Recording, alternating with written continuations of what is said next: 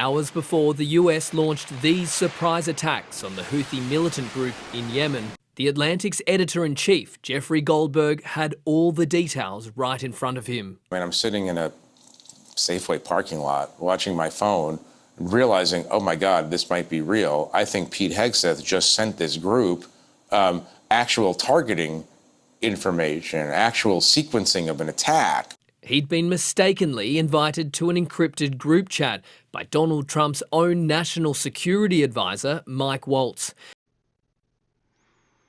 Once again, there's additional proof that we got the fox guarding the hen house.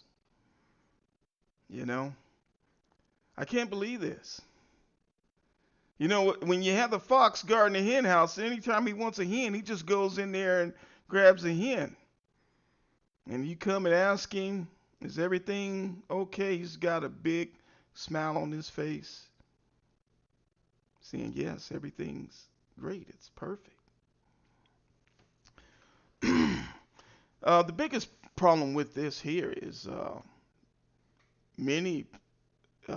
definitely many of the Trump supporters, people voting for Trump, the MAGA crowd, don't understand the seriousness of this.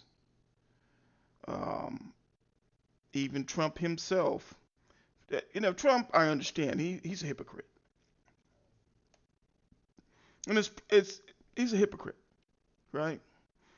And, he's surrounded himself with a bunch of other hypocrites. Everybody in his staff, everybody in his office, all his appointments are a bunch of hypocrites. Pam Bondi, what does she do? Right? She's supposed to uphold the law, enforce law, be the law of the land.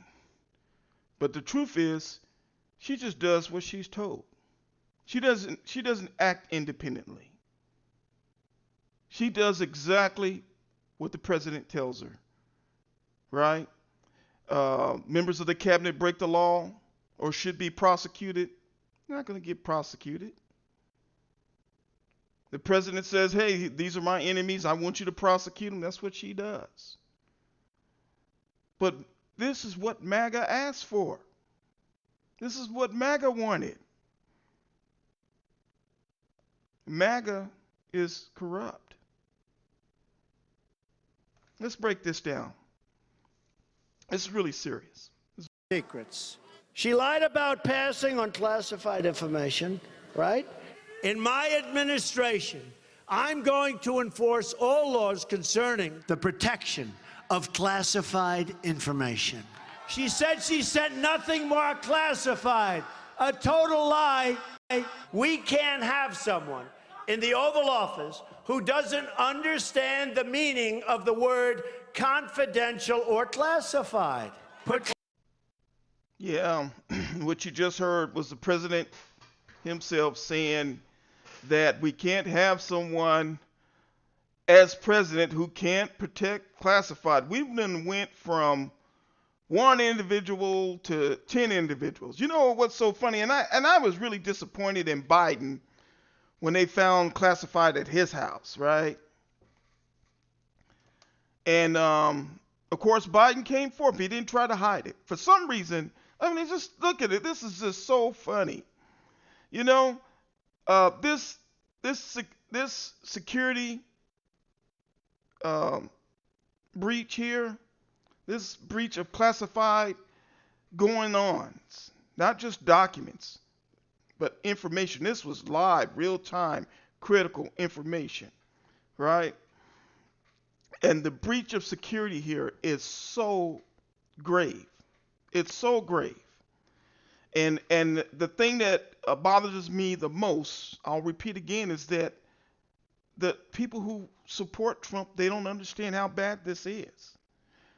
I remember listening to a guy the other day. He was talking about, well, Trump is doing this right and, well, he's doing that wrong. They don't realize, man, this dude, even if he gets one thing right, this is catastrophic. And what's most important is that this is a sign. This is a symptom. And this is the beginning. This is a sign of things to come. Right? Taken from a hypocrite. Trump is a hypocrite. First you start out with Hillary. Hillary was caught with classified on her server. She had an personal email server, right? Her own administrative email server. She had all that classified information out there, right? And the FBI marched to go get her classified. She made a phone call. Let's just be honest. She made a phone call to her administrator. He went in there. He deleted everything. All the classified gone. FBI said, hey, they deleted it. There's nothing to be found. And this is before Trump was president, right? This guy becomes president. He leaves the White House with boxes of classified. The FBI goes to get the classified, and he's like holding them at the door. No, you can't come in here. They finally get in his house, and they're finding classified in different rooms. There's classified documents and papers in the bathroom. You know what? That's MAGA stupid. It's MAGA stupid. Huh? He's holding on to physical documents. I mean, you can't even burn all that stuff. Right? At least with Hillary, she could just wave her hand and, hey, the man could delete it. Now, I'm not saying either of these two, one is better than the other. They're both bad. Then you have Biden. But here's Trump on his second term. And not only is we knew he was he's just a walking security leak is what he is. And the people who voted for him don't even care. This guy spews secrets, classified. He's unclassifying everything. He's a walking security leak. And not just him, but all his appointments. Walking security leaks. I think what people don't understand most about this is that what the symptom is. All it takes to be secure and to protect our most valuable secrets is discipline. That's all it takes. But they're just getting started, right? They ain't been on the job 2 months, right? And already it's a security leak, right? Already classified information that could put our soldiers in danger is out there, and the people who support Trump don't care. Matter of fact, they want to play this down, say it's not that big of a deal. And then I'm going to tell you, it's not going to ever be that big a deal till you find yourself toe up. I'm looking forward to it. One question. Can you share how your information about war plans against the Houthis in Yemen was shared with a journalist in The Atlantic? And were those details classified? You're talking about a deceitful and highly discredited so-called journalist who's made a profession of peddling hoaxes time and time again, to include the hoaxes of Russia, or the fine people on both sides hoax, or suckers and losers hoax. So this is the guy that peddles in garbage. This is what he does. I would love to comment on the Houthi campaign because of the skill and courage of our troops. I've monitored it very closely. So that there was Pete Hegseth. And he basically says, this is all a hoax. If you look up the definition of hoax, it means something established by fraud or fabrication. It's all made up, is what Pete says. The only problem I have with that statement, out of the whole entire group, nobody says that but him. They're all interviewed. He's the only one that's saying it's a hoax. These people are so incompetent, they can't even get together and meet and get their lie together. That's the level of incompetence that we're dealing with. I don't know anything about it. I'm not a big fan of The Atlantic. To me, it's a magazine that's going out of business. I think it's not much of a magazine, but I know nothing about it. You're saying that they had what? They were using Signal to coordinate on sensitive materials and having to do with what? Having to do with what? What were they talking about? With the Houthis. The Houthis? You mean the attack on the Houthis? Well, it couldn't have been very effective because the attack was very effective. I can tell you that. I don't know anything about it. You're telling me about it for the first time. And that there was Donald Trump denying all plausible deniability, right? I didn't know, I don't know. It's the President of the United States. You know their meeting? Shouldn't he be in that meeting? They had a meeting, he wasn't in it. You know, Trump lately is leaning into this old senile old man, right? He don't know nothing. Even if you go back, and I think you can go back and read some of the messages that the reporters shared, and in some of those messages they discuss possibly maybe sharing, getting a decision from Trump. Asking the president, they discuss, should we ask the president, should we confirm this with the president, what we're planning on doing? And this whole entire group, whom he picked,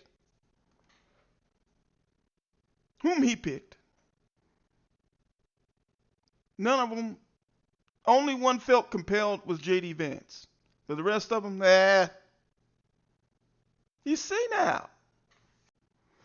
Okay, MAGA, in case you were wondering how the meeting should have really went, the meeting should have really went something like this here. To stop him. It's never been tested in the field. Labs, military bases, but not on civilian streets. Down there, a Defense Department contract was just attacked in a terrorist attack. This is now a CIA military op. You're indemnified. Respond.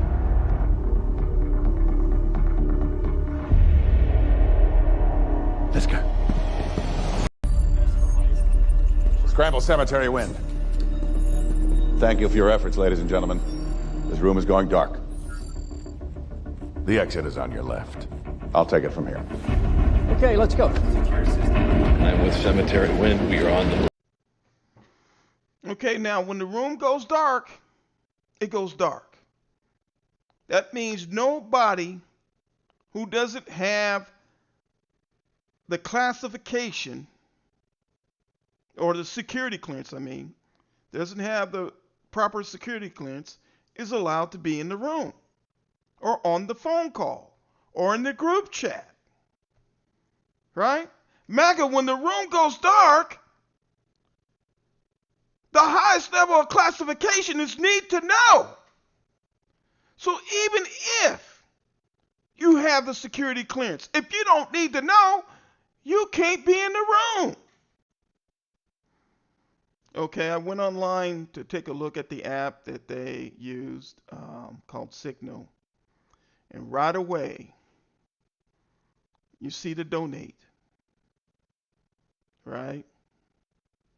It says here under donation, under donate to Signal, it says here, Signal is a nonprofit built for you.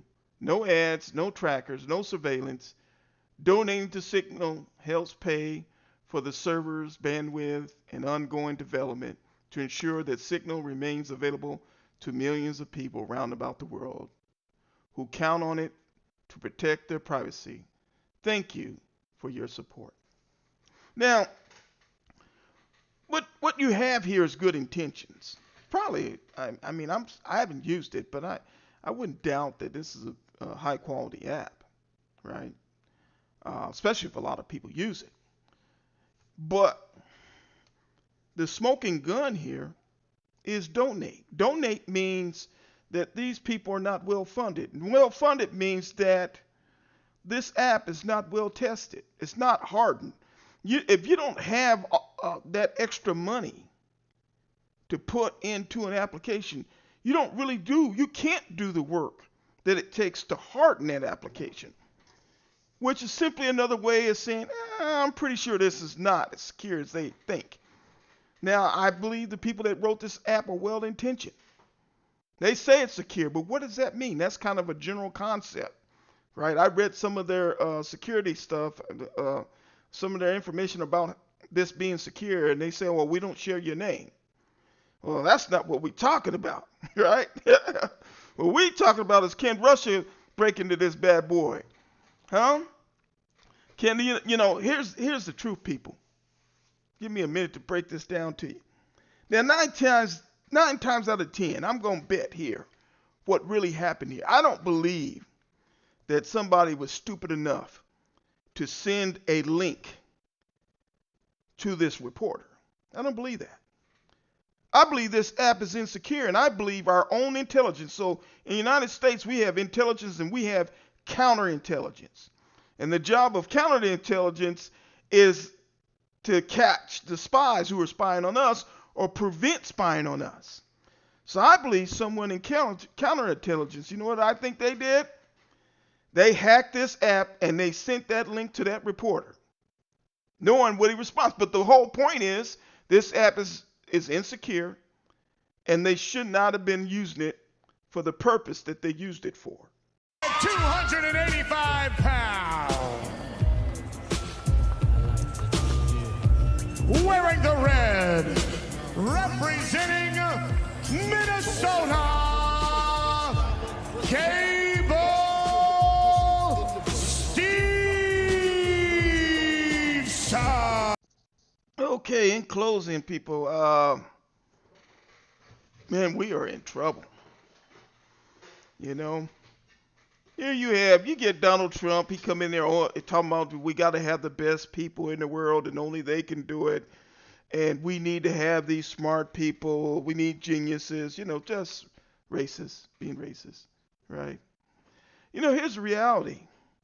Reality is you can take a genius and you can take somebody who's average, right?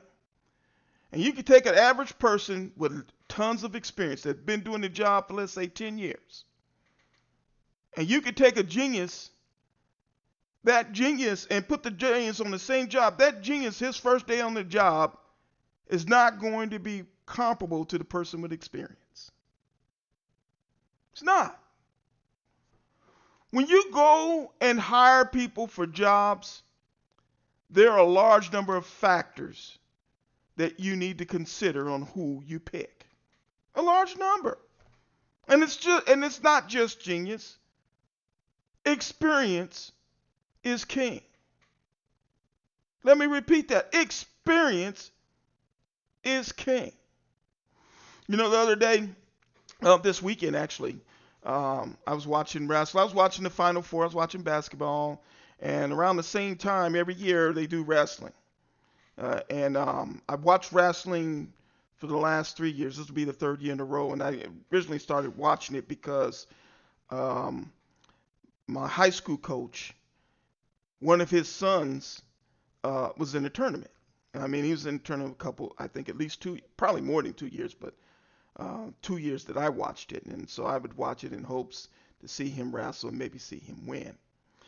And this is an extremely competitive venue. The Final Four, this is the wrestling's version of the Final Four, right? If you will, right?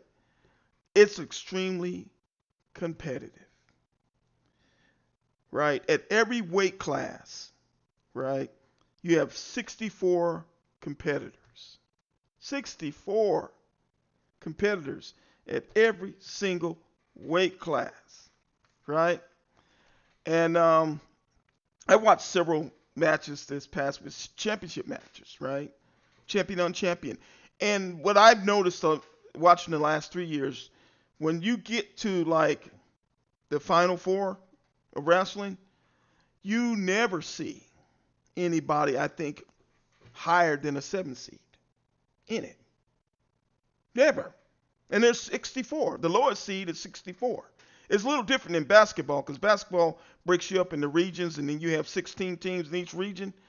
But in wrestling, it's just one huge thing, and they rank you. Like in basketball, you have 4 1 seeds, right? But in wrestling, you only have one number 1 seed and 1 2 seed, right? So your seed it's absolute. That's your seed. And so you have 64 contestants, so you have a person who's seated at 64 on the low end. And in the beginning, the low seeds, they start out first, and after a few rounds, then the higher seeds start wrestling, right? Well, we had a heavyweight wrestling match between a 1 and 2 seed just to make it to the championship round. I mean, it's phenomenal. Just to get there. It's phenomenal. There's, and I'm bringing this up because, sports brings out the truth. What I hate about politics, or when you talk about a person's qualifications for a job and you got a hiring manager, a lot of times that's largely subjective. It's subject to the person making the decision. If this person's making a decision, it flips one way. The other person makes it a decision, it flips another way. And yet another. There's probably a million ways this thing can flip or turn or be based on who's making the decision. And then you add someone in like Trump who's corrupt and just corrupt. It's even worse because he's not even objectively trying to pick the best candidate. Because if you objectively try to pick the best candidate, as I was starting out to say, there's a million factors that go in there in your decision making. And again, I'll say it again, experience is king. But back to this wrestling match. You make it to 1 and 2 seed. There's no incompetence nowhere in there. You got 2 guys, one is 1 seed, the other's 2. There's not even room for incompetence there. Right? These wrestlers, they spend a great deal of their life in the trade. Probably started out when they were young, maybe even in grade school, wrestling most of their life to get to this point where they could be the best in the world. Huh? Or in this case, the best in the United States, right? So the heavyweights always go last, and similar to boxing, it's like the best is the heavyweights. I don't know that wrestling heavyweights are as popular as the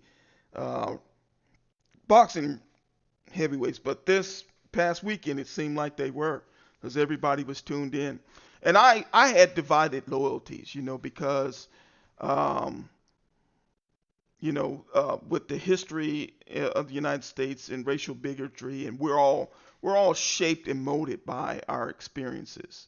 So coming up in this climate, we have a habit of rooting for our race. So I saw it was a black man wrestling. I said, I want the brother to win. But my loyalty is divided because being from Colorado, the other guy was an Air Force guy, and the Air Force is really big and popular in Colorado. So I was like, I want the Air Force guy to win. And then also he's wrestling for Oklahoma State, and I'm a diehard Sooner fan, so I love Oklahoma. OU #1, and okay, maybe, I used to root OU first and then Big 12 second, but we then moved into the SEC, so now I'm conflicted, but still, it's still Oklahoma, so Oklahoma State. If I can't have Oklahoma, I'll take Oklahoma State. So I'm rooting for this guy, and so I'm divided. Actually, I get to the point where I really don't care who wins, right? And we get a winner out of this thing. Highly competitive, 2 talented individuals. They both deserve to win, but there can only be one winner. But the true topic of discussion is our president, who's a racist, who's a hypocrite, right? We got to have the smartest people, and only they can do it. No, you need some people with some experience. That's why this happened. Because all these people in this cabinet, all of them are inexperienced. I'm going to tell you something. We are in trouble, people. We got an idiot making decisions, and we got a bunch of inexperienced people. It doesn't matter how smart you are. It doesn't, they talk about how unqualified these guys are, but they're not experienced in the field, in the area that the president put them in. Right? Pete is the defense secretary. I was watching a video the other day. Donald Trump is signing the order to shut down the Department of Education, and Pete is right by his side. And I'm wondering, well, why? Why does he need to be there for you Why should he even care what's going on with the Department of Education? You know, like when somebody puts you over something, if you're over a particular thing and that person over there is over that, you focus on your thing, right? You're not like, oh yeah, that's right, and we're shutting down. You just focus. You gotta have a narrow view and a sharp focus on what you've been put in charge of and managing that.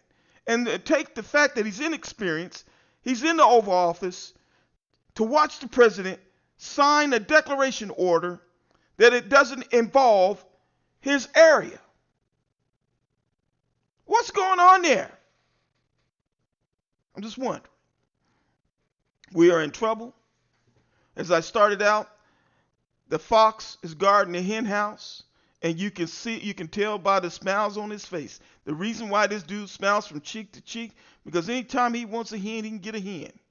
And anytime MAGA comes to him and say how things going, everything's going great. Because what? Why? Because I can get all the hens I want.